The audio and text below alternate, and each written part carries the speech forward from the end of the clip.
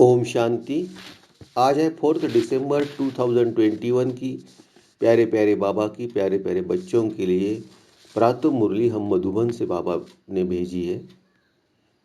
बाबा ने आज कहा है, बच्चों देही अभिमानी बनो, देही अभिमानी बनो, क्योंकि देह अभिमान में बहुत दुख होता है और देही अभिमानी बनने से आप पाप खत्म हो जाएंगे। बाबा ये भी कहते कि बाप को धैर्य और गंभीरता से बाप की याद करनी है।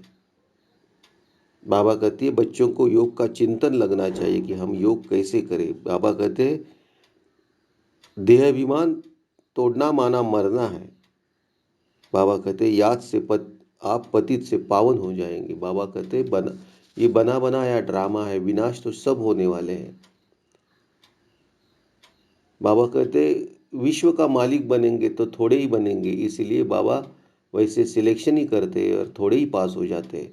बाबा कहते बुद्धि में बाबा की एक्यूरेट याद होनी चाहिए। तो बाबा कहते हैं कि आप बिजी रहो सर्विस करने में, फर्स्ट क्लास ब्राह्मण बन के सर्विस करो। कल्याणकारी बाप के बच्चे तो कल्याण करो सबका।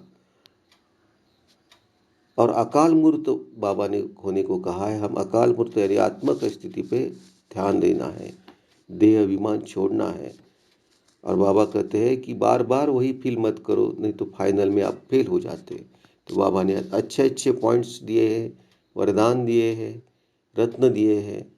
तो ऐसे प्यारे प्यारे बाबा को हम परम धाम में जाके एक बार टच करके बाबा से सब शक्तियाँ लेके आएंगे। मैं आत्मा भ्रुकुटी से निकल परम धाम पहुंची हूँ। मेरे प्यारे प्यारे बाबा मेरे सामने हैं। मैं बाबा की प्यारी प्यारी किरणें, शक्तिशाली किरणें मुझ पे आ रही है।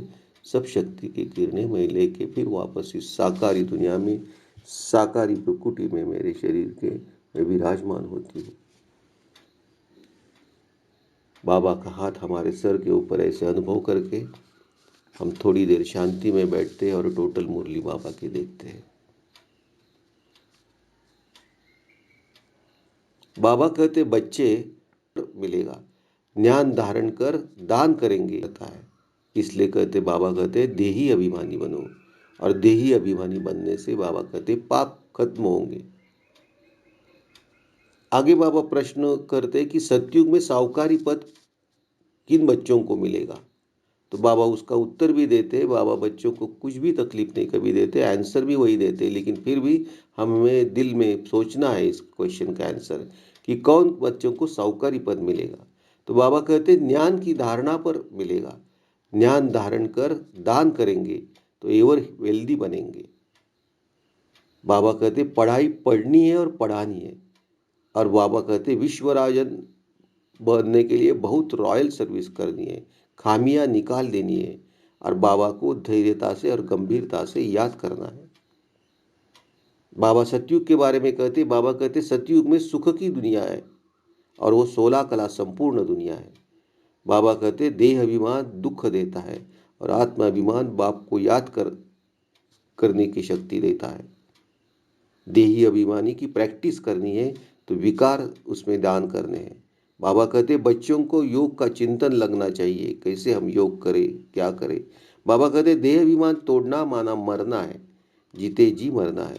याद से पतित से पावन हो जाएंगे। बाबा कहते ज्ञान धन से, मुरली की धन से धारण करके दान करके आप धनवान और एवर वेल्दी हो जाएंगे।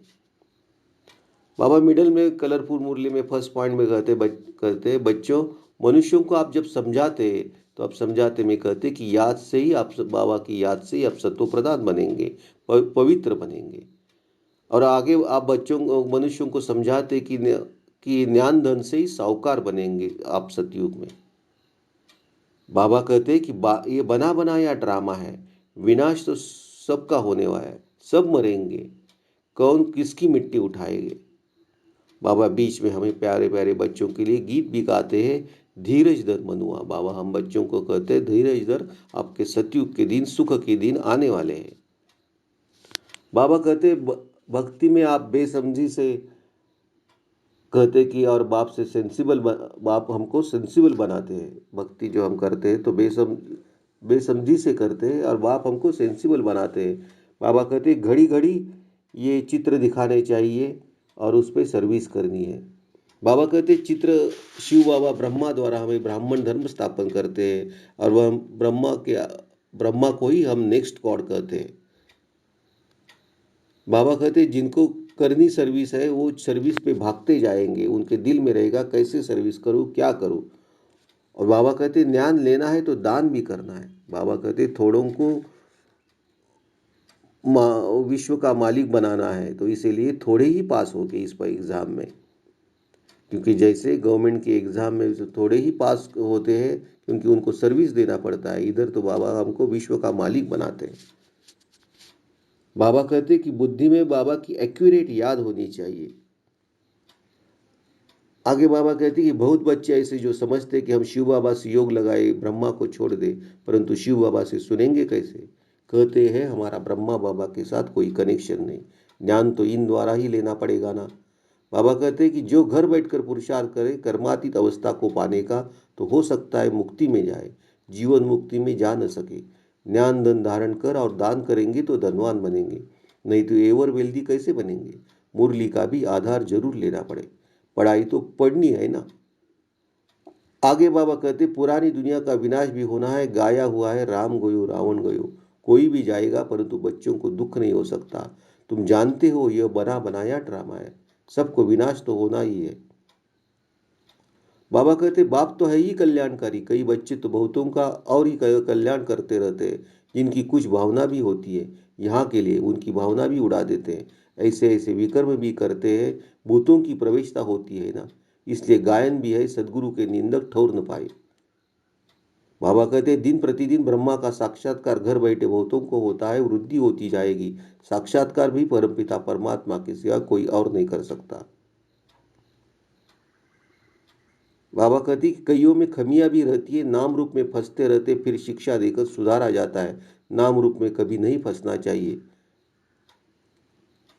आगे बाबा धारणा में फर्स्ट पॉइंट में कहते हैं कि अपनी झोली ज्ञान से भरनी है, भरपूर भर करनी है और दान देना है।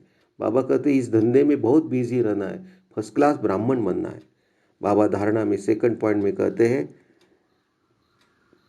कि कल्याणकार की बाप के बच्चे हो तो सबका अब कल्याण करना है, किसी की भावना तोड़नी नहीं है और किसी को उल्टी मत नहीं देना है। अभी बाबा का हम वरदान लेंगे, वरदान लेने से पहले बाबा को एक बार दिल से फिर याद करेंगे, बाबा को परमधाम में जाके टच करके बाबा की सब शक्तियाँ लेंगे। मैं आत्मा परमधाम पहुंची हूँ, मेरे प्यारे प्यारे बाबा मेरे सामने हैं, बाबा की सब प्यारी प्यारी शक्तियाँ मुझे आ रही है। बाबा से सब शक्तियाँ लेके फिर मैं इस साकारी दुनिया में साकारी शरीर में विराजमान होती। बाबा का हाथ हमारे सर के ऊपर ऐसे अनुभव करके थोड़ी देर शांति में बैठ के बाबा का हम प्यारा सा वरदान लेंगे। बाबा वरदान में कहते हैं आत्मिक उन्नति के साधन द्वारा सर्व परिस्थितियों पर विजय प्राप्त करने वाले अकाल मूर्त भव। बाबा कहते हैं जैसे शरीर निर्वाह के लिए अनेक साधन अपनाते हो, ऐसे आत्मिक उन्नति के भी साधन अपनाओ। इसके लिए सदा अकाल मूर्त स्थिति में स्थित होने का अभ्यास करो। जो स्वयं को अकाल मूर्त समझ कर चलते हैं वह अकाली मृत्यु से, अकाल से, सर्व समस्याओं से बच जाते हैं।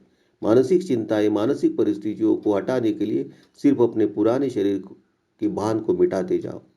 लास्ट में बाबा स्लोगन में कहते कोई भी बात जो बार बार फील करता है वो फाइनल में फेल हो जाता है।